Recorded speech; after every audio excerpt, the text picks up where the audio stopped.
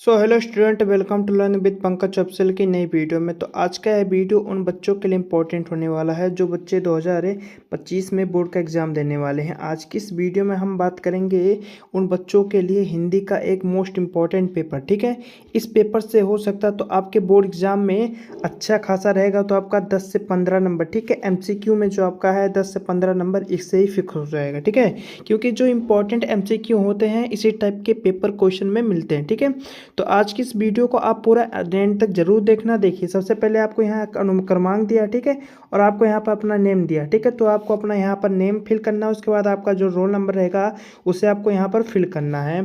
इसके बाद देखिए, आपका यह 801 HG मॉडल पेपर है। ठीक है, जिससे आज की इस वीडियो में हम पूरा का पूरा हल करने वाले हैं। देखिए, यह आपका 2024 का है। ठीक है, जिससे आपका 2025 में इंपॉर्टेंट क्वेश्चन आने की बहुत संभावना है। सबसे पहले आपको कुछ निर्देश दिए जाते हैं जिन्हें आप पढ़ सकते हैं। ठीक है, आपको पूर्णांक 70 नंबर दिया जाएगा। आपको समय 3 घंटा 15 मिनट का दिया जाएगा। पहला है आपका नोट में कि प्रारंभ के 15 मिनट स्टूडेंट को प्रश्न पत्र पढ़ने के लिए निर्धारित होते हैं। उसके बाद यह है निर्देश। निर्देश में आपको पहला दिया गया है कि सभी प्रश्न आपके अनिवार्य हैं। ठीक है, आपका जो बोर्ड एग्जाम है उसमें सभी प्रश्न आपको करना अनिवार्य है। इसके बाद दूसरे में दिया गया है कि प्रश्न पत्र 2 खंडों में है, खंड आ खंड बा। ठीक है, खंड आ में आपके 20 बहुविकल्पीय प्रश्न है, जिसे OMR शीट पर अथवा काले नीले बॉल पॉइंट पेन से सही गोले को पूरा भरना है। ठीक है, आपको बॉल पॉइंट पेन से ऐसे पूरा सही सही भरना है। ठीक है, हमने आपको OMR शीट कैसे भरा जाता है या प्रीवियस ईयर पेपर में बता चुका है। ठीक है, तो आप उस वीडियो को ज़रूर देखना, नहीं तो उसका मैं डिस्क्रिप्शन में लिंक दे दूंगा, आप वहाँ से भी देख सकते हैं। ठीक है, इसके बाद आप यहाँ पर देख सकते हैं 5वें में आपको 4वें में दिया गया है कि खंड आ के प्रत्येक प्रश्न निर्देश पढ़ने के केवल OMR शीट पत्र पर ही दिए गए। ठीक है, आपको जो पहला खंड दिया गया है उसमें आपको जितने भी आपका क्वेश्चन है, ठीक है, आपको उसका आंसर है OMR शीट पे ही देना है। ठीक है, आपको इस बात का ध्यान रखना है कि आपका जो OMR शीट होता है, ठीक है, आप उस पर भी कोई कट पिट नहीं करोगे। ठीक है, और आपको पूरा गोले को अच्छे से बनना है, क्योंकि जो OMR शीट होता है आपका वह मशीन से चेक होता है। अगर आप उसमें गलती कर देते हो तो आपको उस पर नंबर नहीं मिल पाएगा। ठीक है, उसके बाद आपका 5वां कहा है कि प्रश्न के अंक है, ठीक है, उसके स्तंभों के अंकित है। ठीक है, इसके बाद आपका 6ठे में है कि खंड बा 50 अंक का वर्णनात्मक प्रश्न है। खंड बा में सभी प्रश्न के उत्तर एक ही साथ करें। उसके बाद 7वां है कि प्रथम प्रश्न से आरंभ कीजिए, अंत तक जाइए। ठीक है, जो प्रश्न ना आए उस पर समय नष्ट ना कीजिए। ठीक है, आपको जो आए आप उसे करते जाइए, जो ना आए आप उसे नष्ट समय ना कीजिए। ठीक है, देखिए, सबसे पहले हम यहाँ पर आपका खंड आ से स्टार्ट करेंगे। खंड आ में आपको बहुविकल्पीय प्रश्न दिए गए हैं, MCQ टाइप क्वेश्चन। ठीक है, जो आपको OMR शीट पे फिल करने हैं। देखिए, सबसे पहला आपका क्या है, सबसे पहला है वाला है वैदेही वनवास के रचनाकार है। ठीक है, जो आपका वैदेही वनवास है इसके रचनाकार कौन है, तो आपका यहाँ पर 4 ऑप्शन दिए गए हैं। तो आपका जो वैदेही वनवास है उसके रचनाकार आपका महादेवी वर्मा जी हैं। ठीक है, जो आपका महादेवी वर्मा जी है, मतलब ऑप्शन बी आपका सही हो जाएगा। इसके बाद देखिए, दूसरा है, दूसरा कह रहा है कि प्रयोगवाद। ठीक है, आपका जो है प्रयोगवाद, ठीक है, आपका दूसरे में दिया गया है कि प्रयोगवाद के कवि कौन है। ठीक है, आपका जो प्रयोगवाद है इसके कवि कौन है, तो आपका बी ऑप्शन वाला सही हो जाएगा। ठीक है, अज्ञात आपका प्रयोगवाद के कवि है। ठीक है, देखिए, आपको तीसरे में क्या दिया गया है कि भाव विराल के रचनाकार हैं। ठीक है, आपको बताना है कि भाव जो विराल है आपका उसके रचनाकार कौन है, तो ए वाला आपका सही हो जाएगा, देव।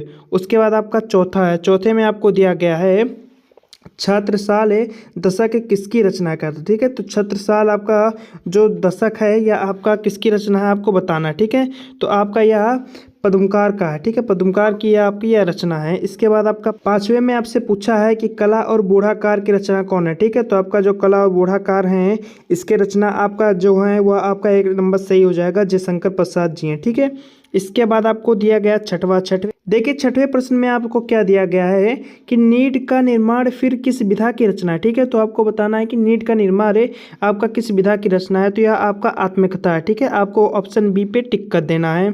इसके बाद आपका 7वां है, 7वें में आपको कहा गया है कि निम्न में से शुक्ल युग के लेखक हैं। आपको बताना है, आपको 4 ऑप्शन दिए गए हैं, इन चारों में से आपका निम्न में से शुक्ल युग के लेखक कौन है, तो आपका तीसरा सही हो जाएगा। ठीक है, श्याम सुंदर दास आपका शुक्ल युग के लेखक हैं।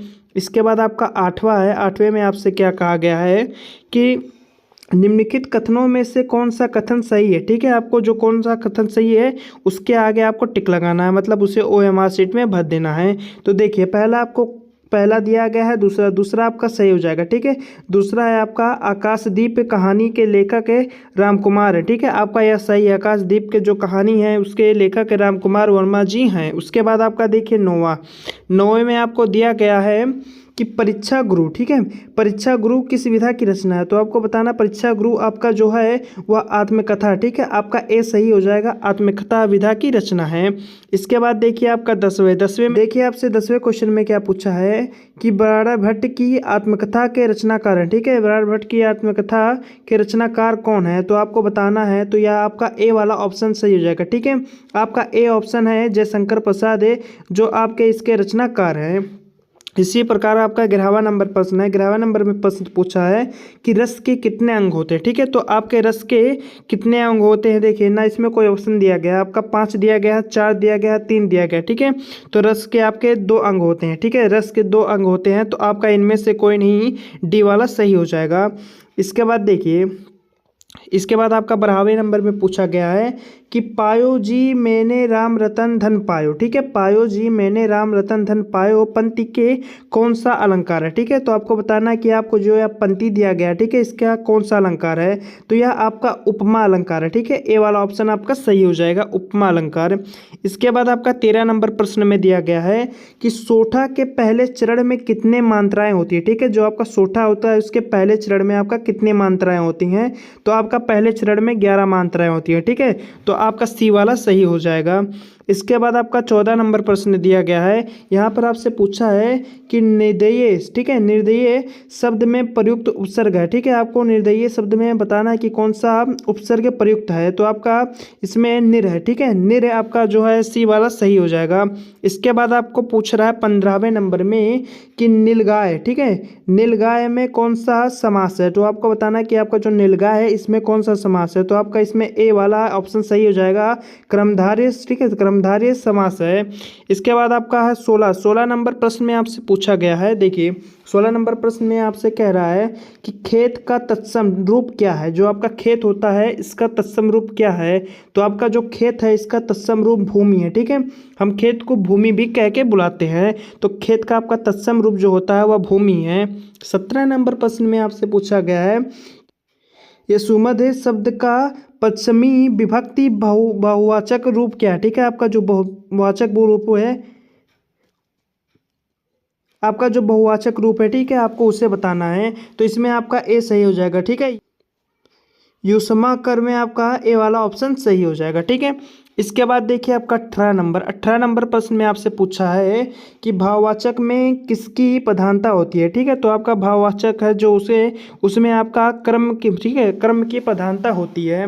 इसके बाद 19 नंबर प्रश्न में आपसे पूछा गया है कि वाक्य के कितने तत्व होते हैं। ठीक है, तो आपको बताना वाक्य के कितने तत्व होते हैं, तो आपके अपने 3 तत्व होते हैं। ठीक है, इसके बाद देखिए आपका 20वां नंबर प्रश्न है, वह आपका लास्ट प्रश्न क्या कह रहा है, 20वां नंबर है कि अभिकारी, ठीक है, अभिकारी पद को अन्य किस नाम से जाना जाता है, जो आपका अभिकारी पद है इसको आपको किस अन्य नाम से जाना जाता है, तो अव्यय। ठीक है, अव्यय आपका या इस नाम से भी जाना जाता है, अव्यय। ठीक है, तो आपका यहाँ पर हमने 20 से मोस्ट इंपॉर्टेंट MCQ क्वेश्चन को कवर कर दिया। ठीक है, जो आपके बोर्ड एग्जाम में 2025 में आने की बहुत संभावना है, तो आप इन्हें अच्छे से तैयार कर लीजिए।